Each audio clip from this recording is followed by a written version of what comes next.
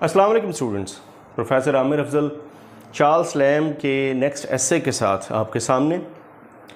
Charles lamb इसके हम इससे पहले इस पे मैं 2 या 3 लेक्चर पहले डिलीवर कर चुका हूँ। इसके बारे में हम पढ़ चुके हैं कि he is a prose writer who belongs to the latter part of 18th and the early part of 19th century. एक बहुत हद तक ऑटोबायोग्राफिकल टच इनकी राइटिंग्स में मौजूद है और इनकी जो राइटिंग्स हैं वो बड़ी देखने में बहुत इंटरेस्टिंग हैं। एक कन्वर्सेशनल स्टाइल है, एक इनफॉर्मल वे में इनकी राइटिंग्स हैं, ऐसे इंटरेस्टिंग हैं, आपको अपनी ग्रिप में ले लेते हैं। आज जो ऐसे हम डिस्कस करने जा रहे हैं ये भी इनकी अपनी ज़िंदगी, अपनी ही आप कह लें पर्सनल सब्जेक्टिव फीलिंग्स के साथ रिलेटेड है। आज का जो ऐसे है ये बड़ा इंटरेस्टिंग इन अ सेंस है कि इसकी 2-3 आप कह लें कि इसकी लेयर्स बनती हैं। इसका नाम है ड्रीम चिल्ड्रन और साथ में लिखा हुआ a reverie. Now everyone knows and I have already told you that Charles Lamb never married. So when he never married and he had of course no love relationship with anyone, no reported such case, he had no children। तो इसके अपने बच्चे तो थे नहीं। तो ये जो ऐसे है, इस ऐसे में ये 2 बच्चों का जिक्र करेंगे और ये दोनों बच्चे जिनको वो बाकायदा नाम देंगे और वो दोनों नाम इनके अपने पास्ट में से 2 लोगों के हैं।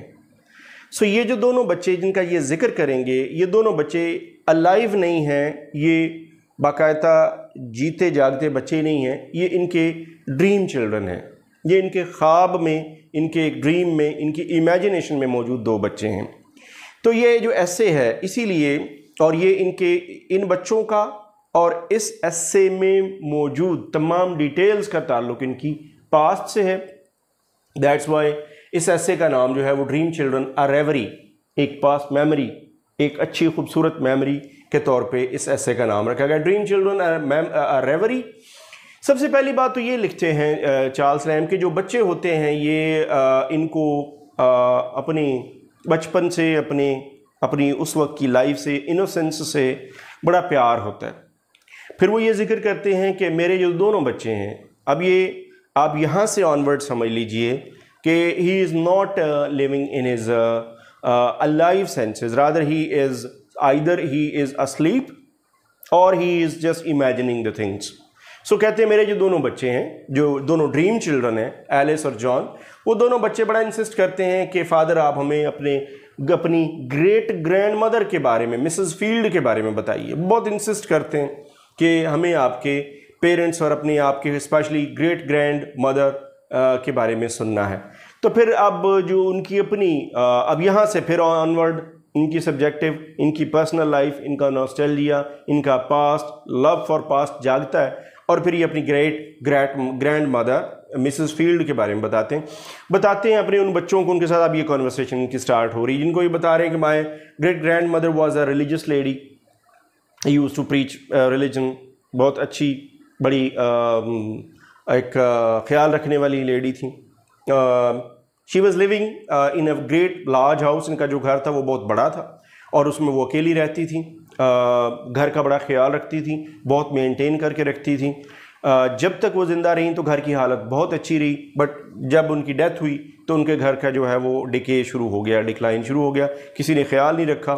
बहुत फुल ऑफ लाइफ थी, उनको डांस का शौक़ था, डांस वो करती थी, बहुत अच्छा डांस कर लेती थी।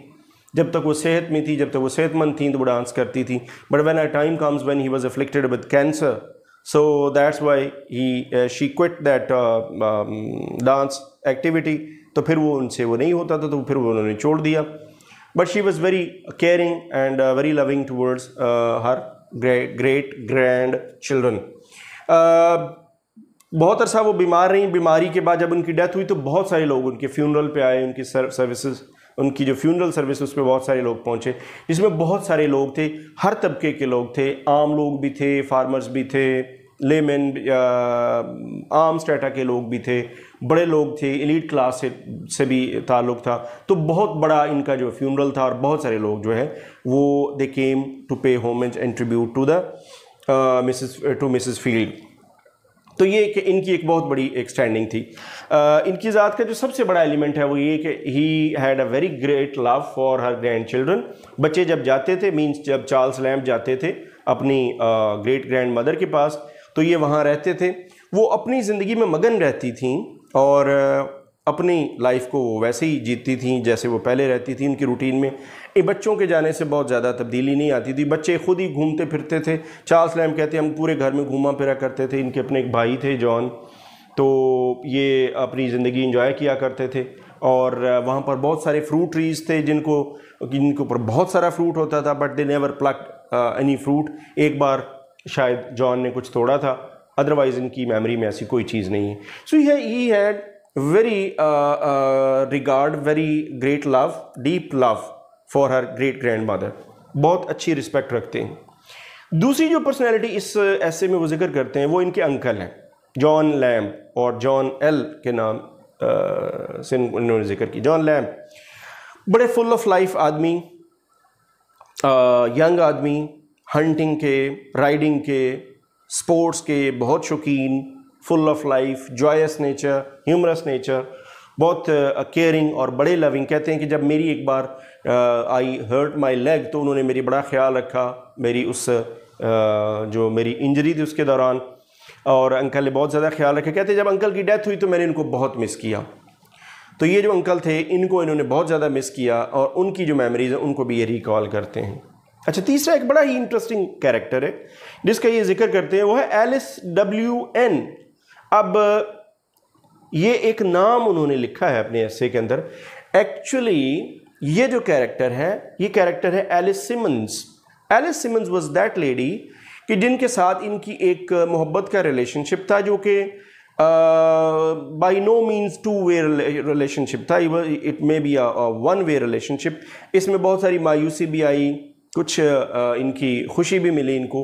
For 7 years he remain in love with that lady, और ये इनका ख्याल ये था, he had the intentions to marry the lady, but he couldn't, वो अपनी शादी नहीं कर पाए। तो ये इनके अपने अनकॉन्शियस में एक इस खातून का जो जिक्र मौजूद है।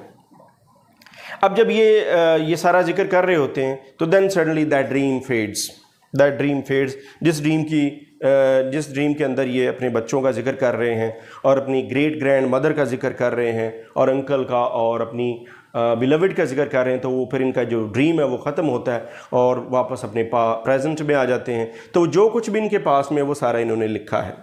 अच्छा, अब अगर आप गौर कीजिए तो जो अगर हम ट्रीटमेंट की बात करें, इनके थीम्स की, इनके जो इनका पोर्ट्रेयल है, तो सारे का सारा वही है, सब्जेक्टिव है, इनकी अपनी पर्सनल फीलिंग्स हैं। और मोस्ट इम्पॉर्टेंटली एक चीज़ मैं आपको और बता दूं कि जो इन्होंने बच्चों के नाम रखे हैं एलिस और जॉन, जो इनकी इमेजिनरी चिल्ड्रन है, एलिस नाम जो है वो उन्होंने एलिस सिमंस से लिया है और जॉन जो है वो अपने अंकल से लिया है। यानी इनके लिए इनकी ज़िंदगी में बहुत ज़्यादा इम्पॉर्टेंस इनके पास्ट रिलेशनशिप्स की है, इनके अंकल्स की, इनके भाइयों की, इनकी बहन की मेरी की, और इनके अपने फ्रेंड्स की, कोलीग्स की। सो वही जो एक लव है वही नॉस्टैल्जिक फॉर्म में इनकी राइटिंग्स में आता है और रीडर्स तक पहुंचता है। So this was all about dream children a reverie, about the past memories of Charles Lamb with next essay and with the views of Charles Lamb about his life and past. I'll come back in next lecture. Thanks for watching.